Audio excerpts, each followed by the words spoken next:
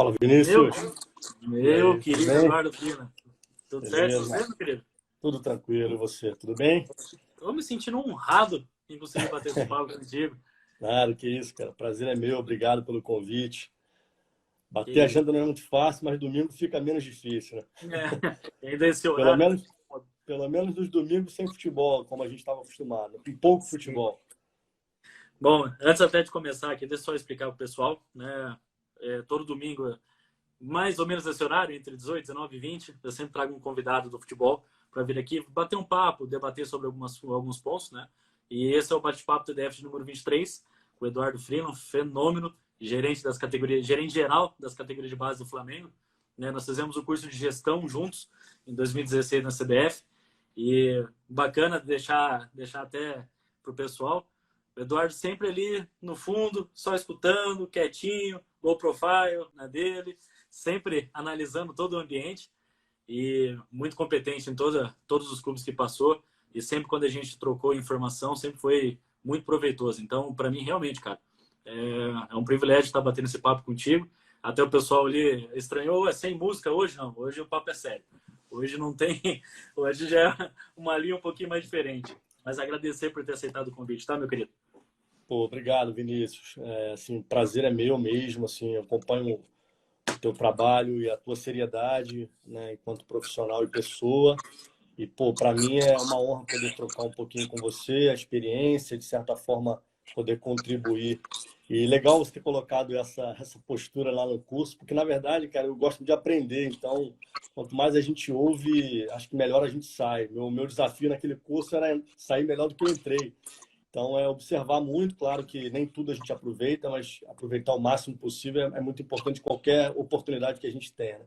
Então, vamos trocar uma bola aqui. Vai ser um prazer. Obrigado pelo convite. Não, perfeito. E até só para você entender, da- nós tínhamos cerca de 100 pessoas no curso, né? E eu sempre reparando em você, sempre quietinho, aprendendo. E toda vez que eu sentava, eu era um menino com, né, uma mochilinha nas costas, querendo aprender também. E toda vez que eu parava lá para te perguntar alguma coisa, você sempre muito solícito. Então, pô, foi show de bola. Por isso que eu estou muito contente Pô, mesmo que de legal. você aceitar esse bate-papo. Então, vamos Pô, lá. que legal. Eu queria que você contasse um pouquinho pro pessoal a sua trajetória profissional, os clubes que você passou, o que você, se você sempre quis trabalhar na função que você trabalha hoje, enfim, conta um pouco da sua história. Eu vou tentar ser objetivo, porque quando eu conto a minha história, às vezes eu me alongo um pouquinho, porque ela é um pouco curiosa. Assim, na verdade, não, eu não tinha essa expectativa de estar gerenciando, trabalhar na gestão inicialmente. Eu joguei futebol até meus 18, em clubes maiores e menores, mais para o final os clubes menores. E depois de um certo tempo percebi que não ia conseguir alcançar os objetivos, como muitos de nós acaba passando. Mas eu sempre gostei muito do futebol, eu sempre imaginei que trabalharia com futebol um dia na minha vida. Tenho professores de educação física como pai e mãe, e apesar de nós sermos quatro, eu ter sido o único filho que migrou para essa área. É uma área que sempre me chamou muita atenção, e de certa forma a experiência que eu tive enquanto tentei jogar também me ajudou muito. E aí a minha carreira, eu tô desde 2004 atuando no futebol de base, né? Eu já sou há 16 anos. E eu comecei no Madureira, no clube menor do Rio de Janeiro, que muitos devem conhecer. Do Madureira eu fiquei lá quase 4 anos e foi uma grande escola, foi uma primeira grande escola para mim em prática, porque foi lá que eu trabalhei em várias áreas dentro do campo, né? Fui preparador físico, auxiliar de preparação, fui auxiliar técnico, fui treinador de primeiro ano de categoria e cheguei até 6 meses de treinador de goleiro. Caramba! Isso foi logo no primeiro ano de estágio. Eu cheguei lá como estagiário e era um estagiário que já tinha concluído a faculdade, então estava lá para aprender. E foi muito rico, cara. Toda essa experiência hoje me faz eu sentir capaz de trocar com todas as pessoas do meio.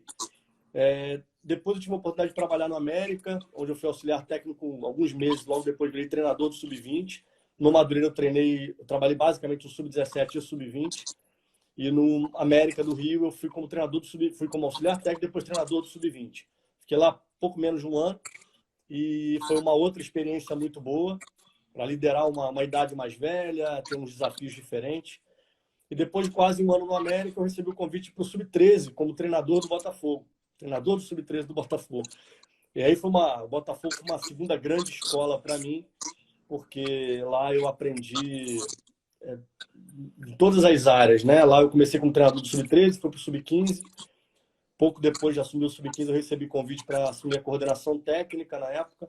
E o Botafogo tinha um organograma que tinha uma gerência técnica acima da coordenação técnica. Então, tinha uma gerência geral, uma gerência técnica e uma coordenação técnica. E aí eu recebi o convite para assumir essa coordenação. Meses depois, para assumir a gerência técnica. E nessa função eu fiquei de 2011, não sei se foi 11 ou 10, agora não, de 2010 até 2014, quando eu recebi o convite para assumir a gerência geral do Botafogo, da base, né? E aí, então, no Botafogo eu fiquei quase 8 anos de um aprendizado absurdo, cara. Assim, eu passei por as funções que tem de fora do campo, foi muito boa para mim também. E essa decisão de mudar de gerente para de treinador para coordenador me fez refletir muito. E, na verdade, eu aceitei migrar para a área de gestão no intuito de retornar para a área de treinador. Porque eu queria, na verdade, eu entendia que a coordenação ia me dar uma visão do futebol diferente e quando eu voltasse a ser treinador, eu estaria mais preparado para atuar. E nunca mais voltei. Aí depois eu fui migrando de gerência geral do Botafogo, recebi um convite para ir para o Cruzeiro, fiquei 1 ano no Cruzeiro, retornei ainda para o Botafogo, fiquei 100 dias no Botafogo. Quando eu retornei, até dialoguei com o Botafogo, que já estava havendo uma conversa com o Flamengo, e o Botafogo entendeu que seria interessante mesmo assim eu retornar, e fiquei aproximadamente 100 dias no Botafogo até aceitar o convite de ir para o Flamengo, onde eu estou há 2 anos e 3 meses aproximadamente. Essa é a trajetória. Muita coisa aconteceu, a gente conta em 5 minutos, mas foi uma trajetória de muito aprendizado, muitos desafios, muita dificuldade em todos os aspectos, mas que sempre encarados como desafio e oportunidade de amadurecimento, de crescimento, de aprendizado. Então foi mais ou menos isso, Vinícius. Quem está do outro lado às vezes não compreende muito bem, e é bacana você contar a trajetória, porque dificilmente quem entra na educação física, o calouro, né, o de primeiro ano, ele pensa, não, meu sonho é ser coordenador de categoria de base, ser gerente de futebol, ser um gestor. Muitas vezes quer ser um preparador físico, um treinador, e aí o caminho da vida vai levando para algumas decisões, né? Exatamente. E eu lembro bem esse período seu, desses 100 dias do Botafogo, a gente estava conversando até, e eu falando, e aí, você tá para cá, você tá para lá? Eu falei, não, ainda tá indefinido. Mas é bacana saber isso, né? E é legal falar até desculpa te interromper, Vinícius, Não, é legal até falar da parte acadêmica, acabou que eu passei meio batido nisso. E, na verdade, eu tive uma experiência. Logo que eu parei de jogar, eu fui fazer educação física, né? Fiz licenciatura plena em educação física na UFRJ. Cheguei a namorar uma possibilidade de fazer um mestrado na educação, na verdade, não na educação física. Estava muito próximo da faculdade de educação, onde é uma veia muito forte em mim. E acabou que eu namorei, mas quando o futebol começou a tomar muito meu tempo e eu muito satisfeito com aquilo, eu acabei focando mais nessa área. E nessa área de gerência tem que se entregar de corpo, alma e coração, né? Porque é o dia Não tem inteiro. tempo, não. E tem É que 24 horas. E mais do que isso, tem que entender um pouco de cada área, né? Tem que entender um pouco da área técnica, da área física, da área de preparação de goleiro. Agora, essa foi eu costumo dizer que você não precisa saber muito de nada, mas tem que saber um pouco de cada coisa para você trocar e poder entender se estamos no caminho correto, né? Perfeito. Me diz uma coisa, como é que é gerenciar um dos maiores clubes do Brasil, a parte da categoria de base? Cara, primeiro que é um prazer enorme, né? Assim, é um desafio que muitos querem vivenciar o Flamengo, né? E esses grandes clubes como é o Flamengo. Mas é um prazer muito grande. Eu cheguei lá com um desafio enorme, porque o trabalho já vinha de um sucesso muito grande com o Noval, né? Que era o diretor de categorias de base e tinha assumido como diretor executivo do profissional. Então, de certa forma, nos clubes que eu passei, tinham bons trabalhos, mas não tinham resultados tão expressivos, né? E no Flamengo, o resultado era muito evidente, tanto em conquistas quanto em negociação de jogadores. Você fazer jogadores chegar ao profissional e serem negociados com números muito expressivos. Então, eu cheguei lá, parecido com o que você falou aí da minha descrição na CBF. Cheguei lá observando muito e logo de cara me deparei com algo que eu já imaginava, porque eu já conhecia muitos profissionais que estavam lá, um nível de qualidade de profissionais assim muito alto.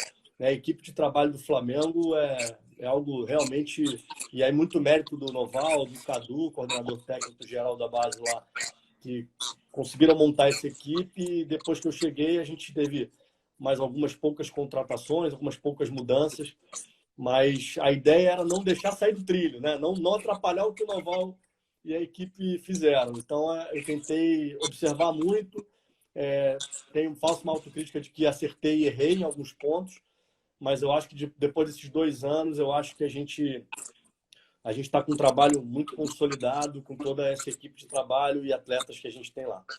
Mas é uma honra muito grande, sem dúvida. E eu tenho certeza que, basicamente, o teu trabalho é voltado mais para a gestão de pessoas, né? Você conseguir observar o que é o ponto principal de cada um, o que tem de qualidade e potencializar isso ainda mais, né? Você conseguir juntar todo o seu grupo. Esse que é, acredito, o seu maior desafio. Aí você vai para um clube onde, como você mesmo disse, com profissionais altamente qualificados, aí também já fica o trabalho já fica um pouquinho mais fácil, né? Claro, sem dúvida. Na verdade, é só não atrapalhar muito, né? E a ideia foi essa. A ideia foi tentar, de alguma forma, observar, perceber o que mais a gente poderia estimular, potencializar para que os resultados continuassem vindo em todos esses sentidos. Não o resultado de campo necessariamente, mas também, né? Porque a gente está numa camisa que exige da gente também resultado, naturalmente. Sim. Quanto à filosofia de trabalho, tem algo que é bem detalhado, dizendo assim, ó, essa aqui é a filosofia de trabalho hoje da categoria de base do Flamengo. É assim que funciona. Tem algo voltado para isso? Quando eu chego no clube, já existia um manual técnico que ali direcionava o trabalho mais prático, né? O trabalho mais... Tá me ouvindo bem, Vinícius? Deu uma travadinha aqui. Uhum. Tá me ouvindo bem? Então já tinha um direcionamento muito claro, que necessitava uma revisão. E eu cheguei, estava havendo uma consultoria da Double Pass, né? Que é uma empresa belga que já tem um renome nesse processo de consultorias. E, na verdade, o desafio foi tentar entender o que já existia, qual era a ideia da Double Pass, e, junto com a equipe, numa cocriação absoluta, a gente tentar reformular um pouco isso. E uma das coisas que eu defendo muito é ter uma clareza exatamente de filosofia. Eu gosto muito daquela situação que muitas empresas têm, que é missão, visão e valores, né? Você entender para onde você está indo, o que nós somos, qual é o estado atual e aonde a gente pode chegar. Então, a gente debateu muitos assuntos nesse sentido com a equipe e a gente chegou num resultado muito legal, que foi uma revisão que a gente chamou de caderno metodológico agora, que abrange um pouco essa questão filosófica no sentido de onde estamos e para onde iremos, né? Para onde estamos indo. E eu acho que isso facilita muito. Então, já existia algo muito concreto e a ideia foi fazer uma repaginada nisso, que a equipe foi fundamental novamente e deu todas as cartas, colocou todas as cartas na mesa e a gente só, junto com todos, conseguiu construir algo que hoje é um documento realmente. Além disso, tem toda uma customização lá no Ninho do Urubu, que também tem muitos pontos a questão dos conteúdos e tal. E também na parede essa questão da missão, visão e valores, que deixa todo mundo sabendo para onde a gente está caminhando com as categorias de base, né? Ah, legal. Frila, muito é falado sobre um jogador que tem a cara do time, né? Tem até em um dos bate-papos que eu fiz com um dos amigos de profissão, ele comentou que um carrinho vale mais que um drible, né? Que é a filosofia do time, de ser time aguerrido, e isso desde as categorias menores até o sub-20, depois o sub-20 muito semelhante ao profissional, né? E é óbvio que todo mundo está em busca do bom jogador, todo mundo quer o jogador técnico de qualidade, mas o Flamengo ele tem algum estilo de jogador que vocês falam, olha, quando o jogador é avaliado, esse tipo de jogador que a gente procura, tem alguma coisa quanto a isso? Sim. Na verdade, já existia também nessa revisão que a gente fez, que eu acabei de citar, a gente também bateu bastante nessa tecla, né? E uma das coisas que já existia no Flamengo, que a gente fortaleceu ainda mais lá, é a questão do que é essencial para o jogador, né? Porque nas minhas andanças aí pelos clubes, eu sempre... E isso aí era uma coisa que eu mudei muito em mim, assim. Eu sempre buscava o jogador perfeito, acho que todos nós, né, queremos o jogador perfeito. E, na verdade, a gente sabe que as imperfeições vão ser, de certa forma, potencializadas, quer dizer, vão ser corrigidas e potencializadas, e o que a gente tem de melhor tem que ser potencializado realmente. E o que a gente desenhou lá no Flamengo foi características essenciais, assim, as ações básicas que a gente entende que um jogador que está no Flamengo não pode deixar de ter, e aí a gente desdobra elas em características de dentro do campo e de fora do campo, né? Porque a gente entende que os comportamentos também de fora do campo são essenciais para o jogador que a gente quer formar e para o jogador que a gente entende que vai ter capacidade de chegar ao profissional, de permanecer no profissional e futuramente poder ir para o mercado mundial e tal. Então a gente entende que tem que ter algumas competências. A gente tem isso muito bem desenhado e muito claro, onde até os atletas hoje em dia têm acesso. Na verdade, eles participaram da construção disso em alguns momentos. Legal. E hoje, na customização que a gente fez lá no CT, a gente tem lá uma das paredes, lá tem muito claro que ações são essas que a gente busca no jogador, desde a captação até aprimoramento deles no dia a dia e até entregá-los ao futebol profissional. Essa é a nossa ideia. Perfeito, cara. E é bacana quando tem isso tá alinhado, porque uma que você consegue cobrar também, né? Porque se tá bem determinado, bem definido, é mais ou menos o seguinte: escreveu no meu, o pau comeu, né? Então, exatamente. A gente dá um direcionamento a todos, né? Ao atleta sabedor de que ele vai ter que percorrer aquilo ali como essencial. Aquilo ali não pode deixar de ter. A equipe que está desenvolvendo aquele atleta no dia a dia, saber que, claro que futebol são inúmeras capacidades e competências que o atleta tem que ter, mas aquelas ali a gente não vai abrir mão. Né? E aí tudo é facilitado, porque a cobrança é facilitada porque existe um direcionamento, e, na verdade, na hora de tomar uma decisão, a gente se baseia naqueles pilares ali, naqueles comportamentos e competências que a gente desenhou para tomar uma decisão, seja ela qual for, inclusive de contrato profissional, de negociação de atleta, de captação de atleta. Eu acho que quando a gente tem essa direção muito clara, facilita as nossas decisões. Né? que legal, cara. E, assim, não só no profissional, quanto na categoria de base. Hoje, quando você vai conversar com um garoto, ele fala, poxa, me diga 3 times que você gostaria de jogar. O primeiro é o Flamengo. Fala, eu quero jogar no Flamengo. Algumas vezes ainda diz que é o time do coração do pai, né? Mas todo mundo quer jogar no Flamengo, pelo que construiu na base, no profissional, e isso é muito legal, né? E hoje o pessoal que acompanha a TV de futebol são mais pais de atletas que buscam essa oportunidade para o filho, né? O que eles precisam fazer hoje para conseguir ter uma oportunidade de fazer uma avaliação? Como é que funciona esse processo de avaliação do Flamengo? Na verdade, obviamente, com esse cenário no mundo que a gente está vivendo, está tudo parado. Né? Mas, assim, o processo nosso, existem dois caminhos. O caminho primeiro é um que parte da nossa equipe mesmo, né? Nossa equipe de captação, nossa equipe técnica, onde a gente identifica atletas com potencial para ingressar e ser avaliado no nosso contexto.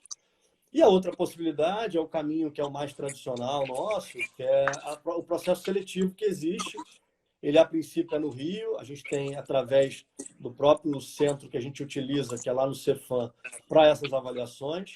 Né? Mas também a gente acaba usando, a gente tem hoje parceria com Vilas Olímpicas, parceria com equipes de futsal, então a gente aumenta um pouquinho essa capilaridade para avaliar atleta. Mas essa que existe no Cefam, ela é aberta, então qualquer um que tenha interesse, depois eu posso te passar e você divulga, se você quiser. A gente só deve retomá-la ano que vem, até por preservação de todos que envolvidos, inclusive dos próprios meninos e seus familiares. Mas aí você já pode dar caminhos que a gente, obviamente, vai estar de braços abertos para receber quem tiver interesse em fazer uma avaliação lá no Flamengo. Legal. Tem bastante... O Brasil é muito grande, né? E eu tenho certeza que nas categorias de base ali do Flamengo, vocês possuem atletas do Rio Grande do Sul até o Nordeste, né? De tudo quanto é canto. E quais são as principais dificuldades ali que um atleta encontra, principalmente ele sair do conforto da casa dele, se mudar para o Rio de Janeiro? Quais são as dificuldades que ele encontra quando ele chega, ele está aprovado, ele começa a passar pelos processos ali? O que você consegue identificar? Então, Vinícius, eu acho que são muitas as dificuldades, né? Eu sempre me recordo de uma entrevista do Gabriel Jesus, logo que ele foi negociado com o Manchester City. Se não me engano, foi o Esporte Espetacular que fez uma brincadeira com ele, de um ping-pong. E aí, nesse ping-pong, uma das perguntas que o entrevistador faz é: o que não pode faltar em Manchester para você? E ele, de pronto, responde: a minha mãe. um menino de 20 anos, quando ele foi negociado, ele tinha 19 para 20, se não me engano.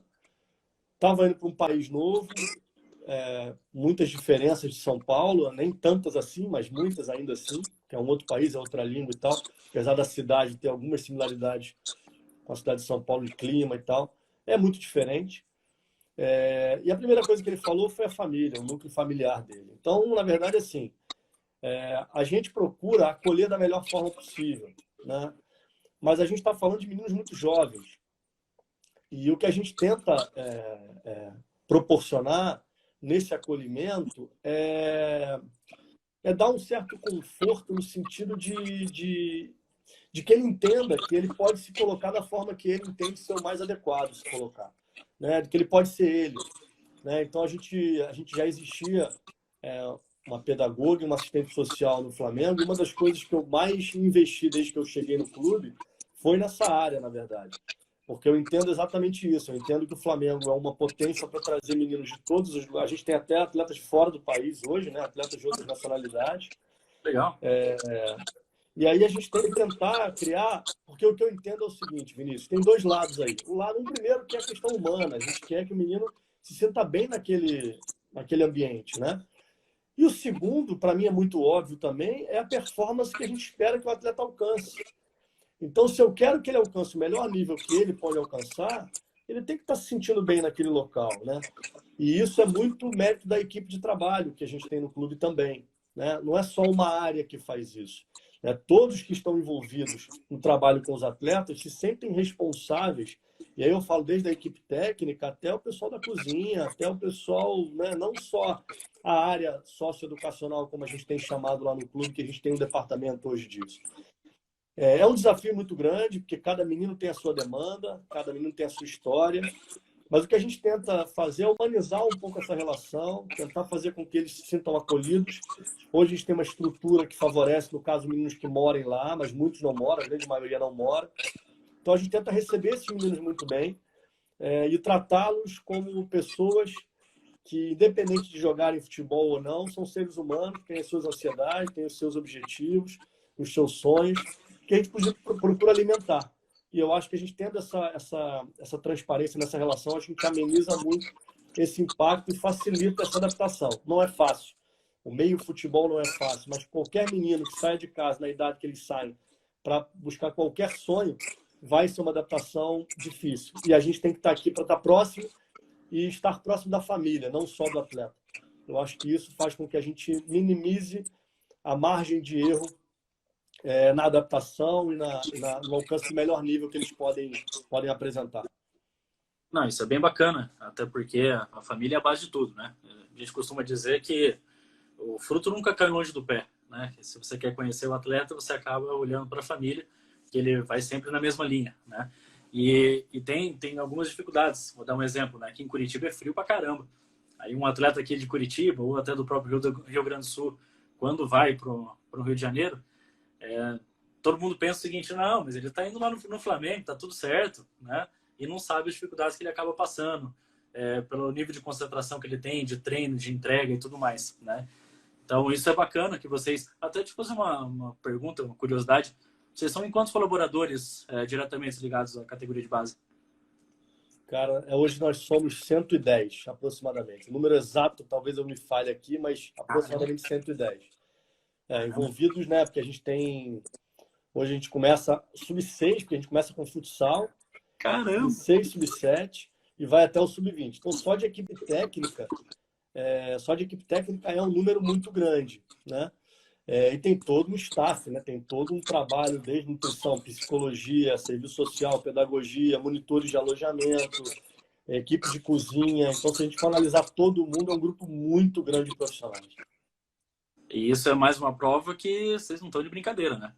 Que o pessoal, às vezes eu penso assim o seguinte, né? Que o que os pais colocam na cabeça: poxa, por que o meu filho não está jogando e o outro está jogando? Olha lá, mas porque não entende todo o processo que tem por trás, né? Por que meu filho não foi aprovado e esse foi? Vou entrar numa parte um pouco mais técnica aqui, Fran. Essa eu quero saber a tua opinião. Essa formação versus ganhar títulos, né? O que você acredita sobre isso? E se existe uma pressão por resultados em formar jogadores? Nós sabemos o quanto de jogadores o Flamengo já fez a transição para a categoria profissional, né? E vendas e tudo mais. Mas formar, ganhar os dois, o que você me diz? Então, Vinícius, na verdade, a gente tem que sempre lembrar que quando a gente está num clube que está desenvolvendo atletas para um nível profissional, a questão competitiva ela é inerente, né? E acho que todos nós, seres humanos, somos competitivos em algum nível, uns mais, outros menos. Mas eu acho que se a gente está numa divisão de base, formando jogadores para chegar ao futebol profissional, e um futebol profissional que exige cada vez mais prematuramente um alto nível desses atletas, eu não consigo dissociar uma coisa da outra. O que eu acho que tem que acontecer é adequação. Né? A primeira coisa é que eu acho que tem que ser o como na frente do quê. Né? Então, no sentido de, eu acho que o como a gente vai buscar o resultado é muito mais importante que o resultado em si. E na base, isso muito mais forte. E pena que não é assim no futebol profissional, apesar de eu entender o porquê não é assim, porque, na verdade, acho que todos nós, quando passamos a gostar de futebol, de alguma maneira, eu acho que o que mais agradava a gente é ver um jogo bonito, é ver gol bonito. Eu acho que isso é que fez a gente, de certa forma, militar no futebol, estar trabalhando com futebol e gostar de assistir futebol.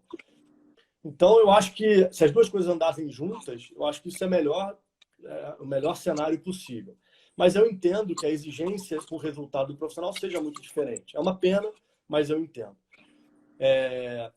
Então, eu entendo que as duas coisas andam juntas. Na verdade, como a gente vai exigir é que vai fazer toda a diferença e a gente pode escalonar isso. Né? Ter um tipo de exigência lá no sub-13, sub-14, tem um outro tipo de exigência no sub-17, sub-20, por exemplo. Perfeito. Mas eu acho que o mais importante não é isso. Ainda assim, na base, o mais importante não é ganhar a qualquer custo. Eu acho que vencer faz parte. Primeiro, para você formar um jogador que saiba o que é isso. Né? Ele não precisa ganhar tudo, até porque perder também é importante para a formação dele. Mas eu acho que o vencer tem uma coisa muito importante, que eu ouvi de um grande amigo meu. Na verdade, em competições como um brasileiro, uma Copa do Brasil, por exemplo, se você não ganha jogos, e eu não estou falando só de competições, você acaba tendo menos experiência em bom nível de jogos. Então, eu acho que esse é um ponto muito importante das categorias de base. Quanto melhor nível de jogos nossos atletas vivenciarem, quanto melhor nível de estádios nossos atletas vivenciarem, em teoria, mais próximo de chegar ao profissional e se desenvolver melhor, tem. Né? Eu acho que mais capacidade eles vão ter de se adaptar, mais capacidade eles vão ter de poder atuar naquele nível que é para o qual a gente trabalha. Se o clube tem categoria de base hoje, em linhas gerais, entende-se que ele vai abastecer o futebol profissional ou fazer negociações para manter o ciclo, a balança favorável ali do clube, de certa maneira. Então, na verdade, eu acredito que essas duas questões, é importante essa dialética, é importante que já vem sendo, né, há muitos anos ela é discutida, mas eu não consigo dissociar. Eu só acho que tem uma coisa que a gente tem muito que aprender a fazer. É saber lidar com a vitória e saber lidar com a derrota. Nas divisões de base, eu costumo dizer que a vitória ela é muito importante, mas ela nunca vai ser o fim. E a derrota ela também vai ser importante, mas ela também nunca vai ser o fim. Então, na verdade, o que a gente vai fazer com esses dois resultados é que vai fazer toda a diferença para quem a gente está formando ali. Né? Então, eu acho que isso é muito importante. Eu acho que eu adoro ganhar, eu sou muito competitivo. E acho, de certa maneira, também, que eu vou falar ali da grande parte da nossa equipe técnica, e se a gente for em todos os outros clubes, ou quase todos os outros clubes, talvez seja o mesmo cenário. Eu acho que o profissional já se cobra. Né? Se o cara entra ali para ser treinador, preparador físico, treinador de goleiro, ou qualquer área, dentro do futebol de alto rendimento, o cara, de alguma forma, ele é competitivo, de alguma forma ele se cobra. Então, cara, eu acho que a gente, enquanto gestor, coordenadores e tal, eu acho que a gente tem que ter um cuidado de saber como cobrar, até que nível exigir. Então, assim, cara, já passei por clubes pequenos, grandes, clubes que tinham mais torcida, menos torcida, e a maior cobrança que eu tenho é minha comigo mesmo, cara. Sabe, assim, eu já recebi cobrança externa em todos os clubes que eu já passei, já recebi, mas ela nunca foi maior do que a cobrança que eu tenho comigo em dar o resultado que eu entendo seja o melhor para aquele momento. E a equipe no Flamengo é também assim, cara. O pessoal é muito exigente com ele, consigo próprio. Então, é natural que o resultado vá aparecer, né? Seja um resultado de conquistas, como a gente tem tido muitas, pelo trabalho e capacidade das pessoas e dos atletas, que são fundamentais no processo, eles é que jogam, né? Mas a cobrança por melhorar o processo, a cobrança por melhorar o nosso trabalho, melhorar o indivíduo, seja ele como equipe técnica, seja ele como jogador. Eu acho que isso é que vai fazer, no final do processo, dar um resultado competitivo, inclusive. Então, a nossa busca é melhorar o dia a dia, ter o olhar e a percepção de estar atento aos detalhes que podem fazer a gente se aproximar dos resultados que a gente quer, que é um jogador profissional, que é um jogador negociado, que é títulos, que é melhorar o nosso processo como um todo. Que é bacana também deixar claro, né, que às vezes os pais não têm noção disso, que é o seguinte, não é porque um jogador também passa pelas etapas do processo numa categoria de base, num time igual o Flamengo, que é certeza que ele será um jogador profissional, né? Que ele pode passar por todas as etapas e quando na transição ali principalmente, pode acontecer de não virar jogador.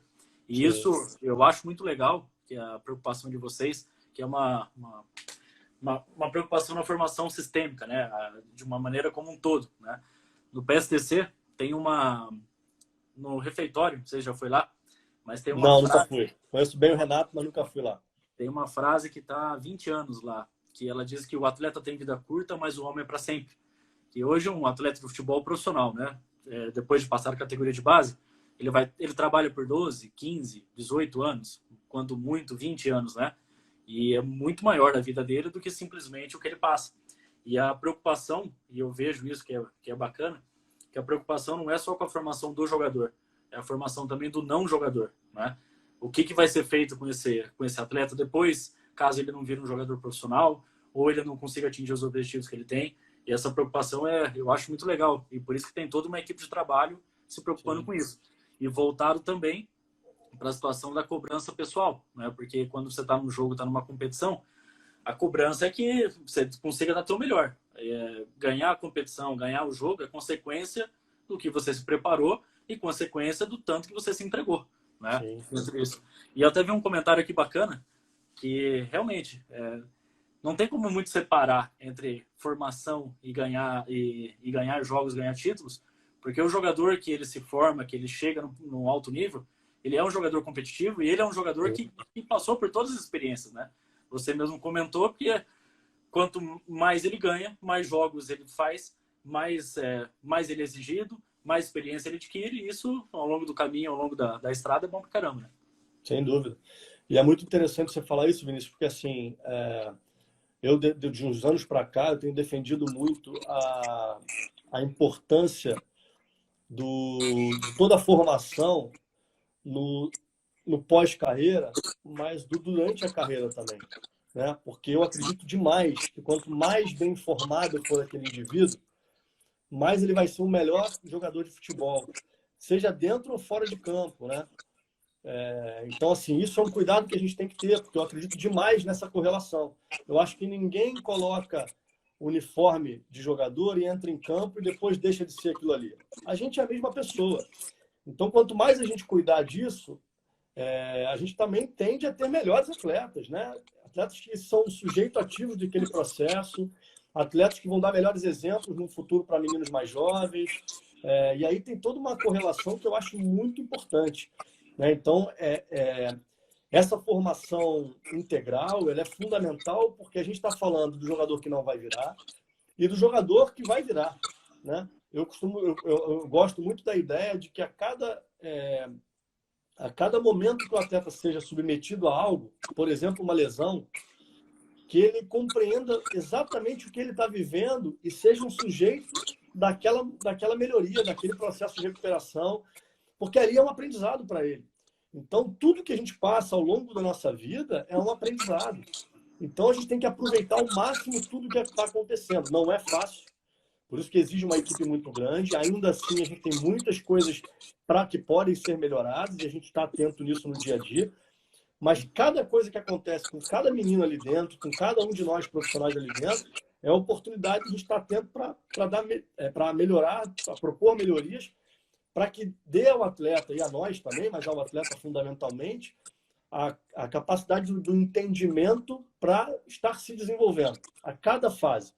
Então, quando o menino quer voltar para casa, quando o menino vai lá no serviço social e pede para voltar para casa, quando o menino está com uma nota baixa na escola, a gente acompanha e monitora. Quando o menino se machuca, quando o menino está acima do peso, por exemplo. Cara, tudo são oportunidades de ensinar esse menino que está sendo sujeito daquela situação a se desenvolver, para ele começar a ter uma noção da sua responsabilidade com o que ele está escolhendo fazer, né?